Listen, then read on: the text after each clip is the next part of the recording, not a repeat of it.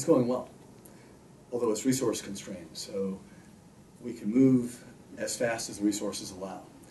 Right after I became the acting CIO, the NOAA leadership, Dr. Sullivan, articulated our vision to a meeting of the future NOAA leaders. And that vision was for consolidated infrastructure and consolidated IT services, not with the aim in the first place of trying to save money, but with the aim of increasing cycle time or decreasing cycle time. Right now it can take weeks, it can take months, maybe even years to transform a good idea into an IT reality. And our vision is to take that down from years to months and weeks, and thereby advance NOAA's mission faster with the same amount of dollars that we have today. To get there requires making investments in developing shared services and developing common infrastructure. And that's been a harder thing to do. One idea that is advanced in the President's budget is to put out a several billion-dollar loan fund whereby agencies can borrow money from the Treasury to modernize legacy systems, to put in place new systems, terminate legacy systems, and then pay that back with the cost avoidances or savings that are reaped by doing that modernization. My hope is that that measure or something like it will become law and be something that we and every other agency in the government will get competitive, can tap into. Short of that, we've gotten a new authority under the FITARA legislation, the Federal IT Acquisition Reform Act. And the most important thing that that act does, in my view, is it drives a partnership between the Chief Financial Officer community and the acquisition community and the CIO community. And through that partnership, all of us will get visibility over spending that right now is in the shadows. It's very easy to spend money and build a new system when you have a contractor team augmenting a federal team and developing software, and that new system was just an assignment that you gave.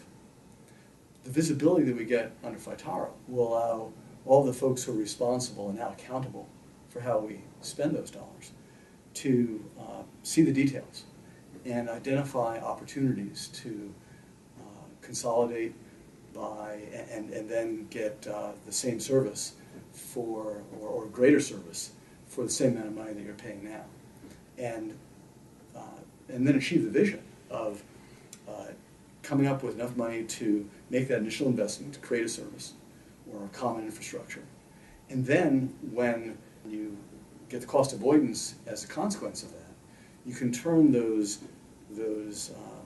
savings, if you will, they're not really savings, it's freed up IT dollars, to developing mission applications. So instead of someone who's working on the next application for a fire meteorologist, instead of that person having to worry about where's my server, what application environment am I writing in, they can spend all their time working on that next application.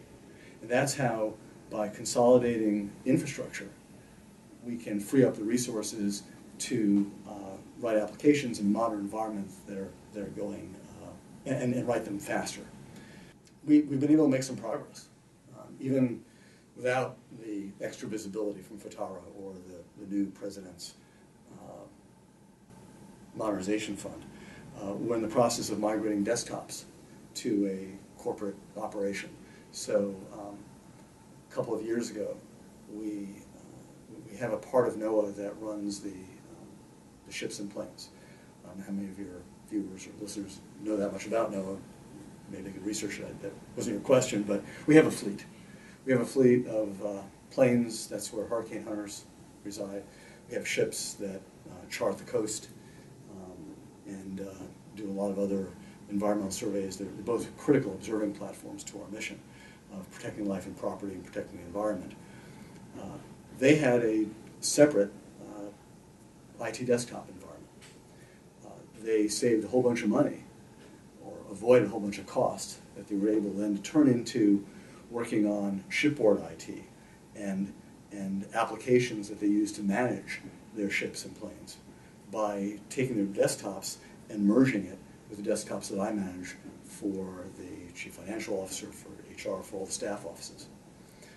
This year we expect to move the headquarters operation of our NOAA research line office. And their headquarters IT, again, will be moving into the corporate IT desktop with the expectation that the dollars that they don't have to spend on managing their servers and their desktops can be used to improve their applications. And again, reduce that cycle time, the time it takes for a good idea to become manifest as something that really advances our mission. So we've been doing that, making some pretty good progress. It would be faster if we had access to an investment fund. It will speed up as we get into the details of how people are spending money today. But despite that, we're still making pretty good progress. We're rolling out something called TICAPs, Trusted Internet Connection Access Points, nationwide. We just underwent an audit from the Department of Homeland Security. Results aren't in yet, but it's promising. I'm expecting that they're going to be showing that upwards of 80% of the required controls are already in place. Soon will be much higher. Even at 80%, this is an enormous buffer between NOAA's systems and the threats of the outside world.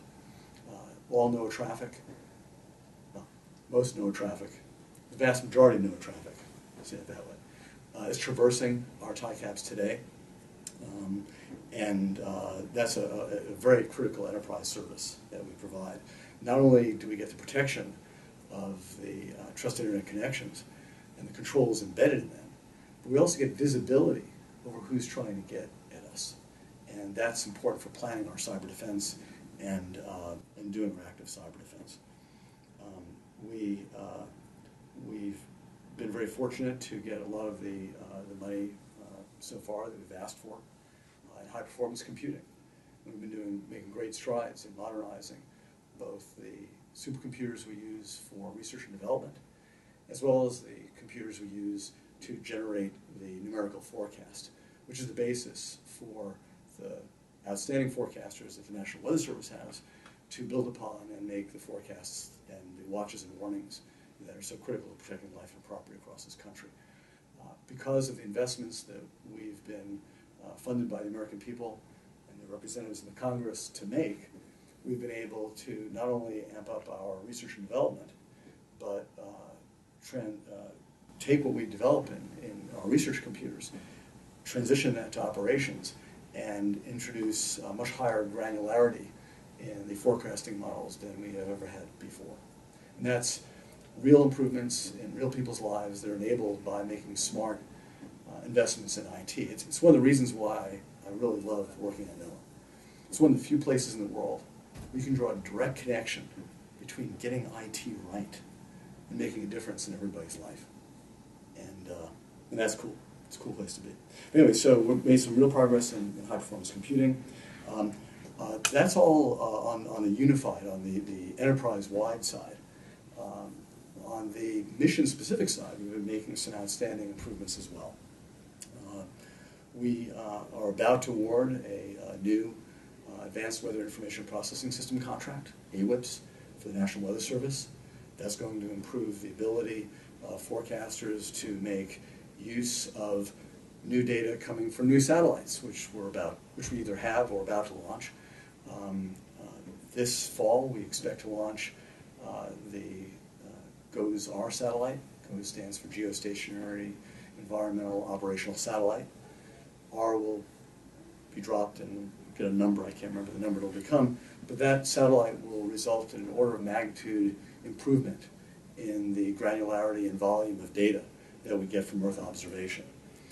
As will the new polar satellite that we expect to launch this coming year, the Joint Polar Satellite System Satellite number 1, JPSS-1, both of which, you think, well, satellites, where's the IT? GOES-R has a brand new ground system to command and control the satellite and process all the data.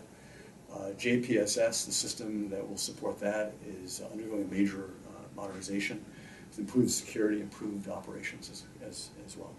So those are some very specific things that are on the horizon. We just launched the Discover satellite, which is which also comes with a brand new ground system, and that satellite, or enhancement actually to the existing ground system, and that satellite that was launched in February of 2015 is a sentinel that stands on orbit between the Sun and the Earth to provide critical warning for solar space weather, and it gives us a good idea of what the Sun's about to do, and most importantly, it has sensors on it that tell us what the Sun actually has done, with a little bit of warning for the planet to take action if a big burst of solar particles is heading our way.